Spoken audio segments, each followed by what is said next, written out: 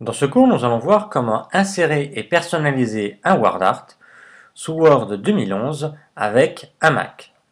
Alors déjà, qu'est-ce qu'un WordArt? C'est un texte que l'on peut facilement mettre n'importe où sur le document, y compris dans la marge, que l'on peut pivoter et que l'on peut lui apporter différents effets, couleurs, ombres, biseaux, etc. Donc nous allons voir comment le personnaliser et l'insérer donc n'importe où, y compris dans un texte ou à côté d'un texte. Alors pour cela, je vais aller dans l'onglet éléments de document et tout à droite, je vais cliquer ici sur WordArt. Étant donné que j'ai un petit triangle, j'aurai un sous-menu qui va apparaître, voilà. Et j'ai déjà des présentations prédéfinies de WordArt. Vous voyez, donc en violet avec un reflet, une ombre, etc. Alors, je peux très bien choisir le WordArt ici en noir et plus tard changer sa couleur et lui donner d'autres types d'effets. C'est d'ailleurs ce que je vais faire. Donc, j'ai cliqué sur éléments de document, puis sur WordArt et je vais cliquer sur l'un des WordArt ici. Automatiquement, ma zone ici de WordArt se crée et à la place de texte ici, je vais taper mon texte ici, tout simplement, je vais taper mon texte, je vais faire simple, voilà. Si je veux sélectionner ce WordArt, je vais cliquer ici sur une bordure. J'ai 4 flèches de déplacement, je peux cliquer une fois, et là il est réellement sélectionné parce que je n'ai plus de curseur à l'intérieur. Je peux le déplacer, toujours pareil, en me mettant sur une bordure, il faut que j'ai les 4 flèches de déplacement. Je clique, je laisse appuyer et je déplace ma souris où je veux. Et vous voyez, automatiquement, je peux mettre mon WordArt où je veux et mon texte se décale. Mais ça, j'y reviendrai plus tard. Alors, pour le personnaliser, il faut qu'il soit sélectionné, donc c'est le cas. Puis je vais dans le menu Format, si ce n'est pas déjà le cas. Donc là, il apparaît automatiquement. Et j'ai déjà ici le style de forme. Alors, j'ai déjà des styles prédéfinis, donc je peux rajouter en plus ici du texte une bordure tout autour, un cadre. Vous voyez, si je clique ici sur le cadre bleu, j'ai bien mon cadre ici bleu pour mettre en valeur mon texte. Je peux faire défiler ici pour avoir même donc non seulement un cadre mais une couleur de fond. Et je peux, au lieu de faire défiler ici mes styles de forme prédéfinis, je peux cliquer sur ce petit triangle qui est en dessous pour voir la liste. Et là, je peux choisir par exemple facilement un dégradé ou d'autres types. Si aucun ici de ces paramètres prédéfinis ne vous convient, il y a deux moyens de personnaliser ceci.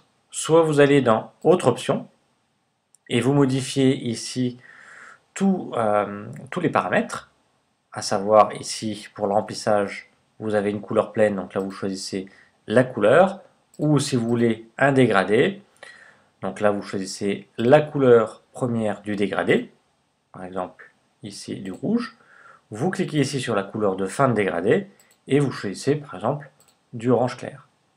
Vous pouvez bien entendu personnaliser la couleur du milieu pour en mettre une troisième. Vous validez avec OK, et ici, vous voyez, mon dégradé s'est changé. Donc soit je passe par ici sur le triangle et autre option, et là je change le trait, donc la couleur de contour, l'épaisseur, l'ombre, les différents effets, réflexions, etc. Ou sinon, vous passez ici, vous avez ici un pot de peinture pour changer la couleur d'arrière-plan. Donc, en cliquant directement dessus, il va vous mettre la couleur rouge ici, puisque c'est cette couleur-là. Sinon, vous cliquez sur le petit triangle pour choisir la couleur voulue. Si aucune des couleurs ici ne vous conviennent, vous cliquez sur Autre couleur pour voir apparaître le nuancier. Vous cliquez sur la couleur voulue. Puis, à droite, dans le nuancier, vous bougez votre curseur en cliquant et laissant appuyer pour avoir un ton plus foncé ou plus clair. Vous validez avec OK et la couleur se modifie. Vous pouvez également, toujours pareil, dans la couleur d'arrière-plan en cliquant sur le triangle, aller dans Motifs et Textures et vous allez retrouver la même chose qu'on avait tout à l'heure, ici, la possibilité de donc de changer la couleur pleine, de lui attribuer une transparence, le dégradé qu'on a vu tout à l'heure, et vous allez pouvoir mettre une image ou une texture en cliquant sur choisir une image ou un motif, mais là je vous le déconseille puisque ça va surcharger vraiment votre texte. Donc à choisir éventuellement donc une image ou un motif, mais à bien tester par rapport à vos différentes couleurs. Vous pouvez également modifier, personnaliser de façon indépendante donc la bordure ici. Donc vous avez ici la couleur du trait. Je vais par exemple mettre du rouge. Je peux choisir également son épaisseur ici. Et je peux choisir si c'est un trait continu ou discontinu, des pointillés, des traits discontinus, etc. Et là, même principe que pour la couleur de remplissage. Si aucune couleur ne me convient ici, je peux aller sur autre couleur et je peux personnaliser encore plus ce trait en cliquant sur effet de ligne. Je retombe sur le même menu dans la rubrique trait et je peux de nouveau choisir ici mon style si c'est un trait plus ou moins épais avec deux traits, un double trait éventuellement, si c'est des pointillés, etc. Je peux donner un effet sur l'ensemble ici de mon WordArt. Ici, donc j'ai des effets, je clique sur effet, je peux rajouter une ombre, ici par exemple. Voilà, j'ai une petite ombre, vous voyez, à droite. Je peux rajouter un effet de biseau, un éclat, etc.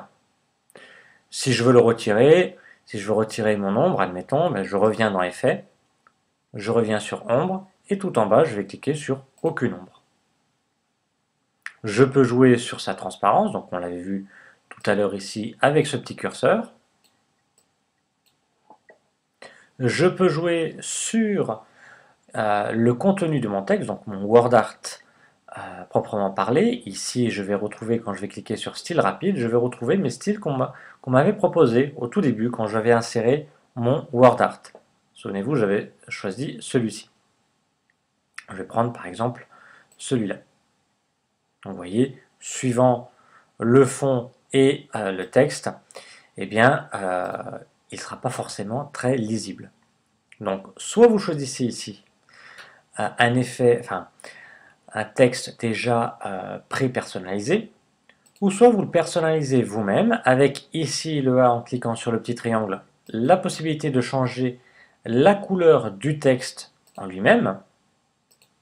Toujours le même principe, hein.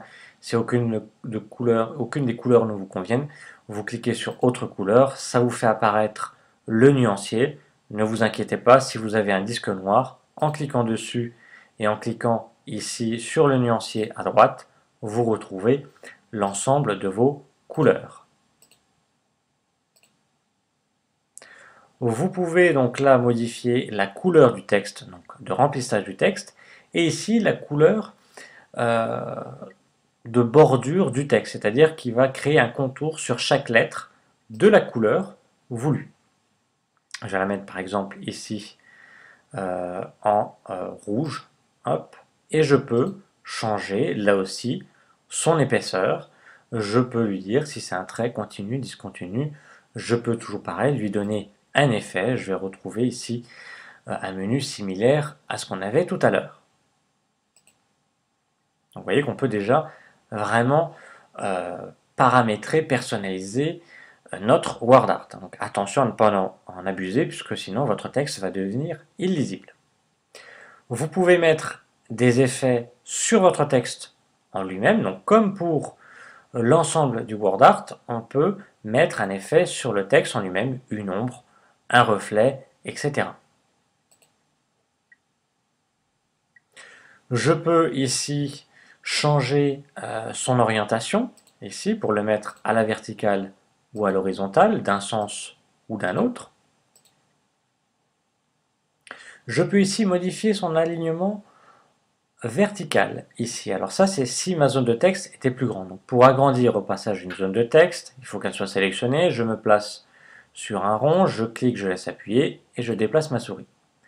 Par défaut, ici, mon WordArt est en haut. Je peux cliquer ici, lui dire de le mettre au milieu ou en bas. Je peux bien entendu le sélectionner et lui dire de le mettre aligné à gauche ou à droite en allant dans le menu Accueil et je retrouve mes alignements gauche, droite, centré. Ça revient au même. Puis j'ai ici des positions prédéfinies pour placer mon WordArt, soit en haut de l'écran, soit au milieu de la page, soit en haut à droite, etc. Là, je vais le réduire un petit peu. Ou vous pouvez, je vous le rappelle, le déplacer où vous voulez grâce aux 4 flèches de déplacement. Ce qui est très important ici, c'est l'habillage après du texte. Donc, je vous avais dit ici, par défaut, votre WordArt s'incruste très bien dans le texte. Vous voyez, le texte se place tout autour sans problème.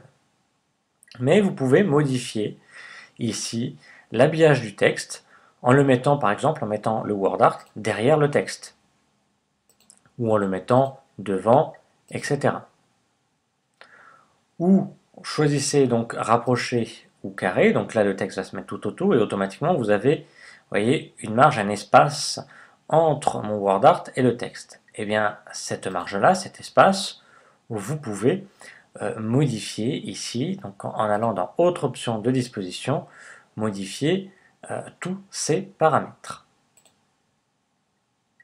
Vous pouvez également ici, si vous avez plusieurs objets empilés les uns sur les autres, donc un WordArt, une zone de texte et différentes formes, vous pouvez les mettre en premier plan, deuxième plan, etc. Et là, vous retrouvez donc la possibilité tout de suite de mettre votre WordArt soit au milieu de votre document, soit à droite, soit à gauche, etc. Donc là, je vous laisse ici regarder le mode d'alignement donc, qui vous convient. Donc, sachant que vous pouvez bien entendu le déplacer à tout moment quand vous voulez. Vous pouvez bien entendu le pivoter ici avec cette flèche-là, ou alors le pivoter manuellement en cliquant en laissant appuyer sur le point vert ici, et vous déplacez votre souris vers la gauche ou vers la droite, et vous n'avez plus qu'à lâcher. Et automatiquement, votre zone de texte, votre WordArt, zone de texte est similaire, se décale et le texte s'adapte automatiquement. Vous pouvez ici changer sa hauteur et sa largeur au lieu d'utiliser les carrés et les petits ronds. Mais attention, quand vous changez ici la hauteur ou la largeur, vous voyez, si je change la largeur, la hauteur ne se change pas. Il ne garde pas les proportions. Si vous voulez qu'il garde les proportions, il faut bien cocher cette case-là. Et là, automatiquement, si j'agrandis la hauteur ou la largeur, automatiquement, l'autre s'actualise, s'agrandit ou diminue automatiquement. Voilà, nous avons vu comment insérer et personnaliser un WordArt sur Word 2011.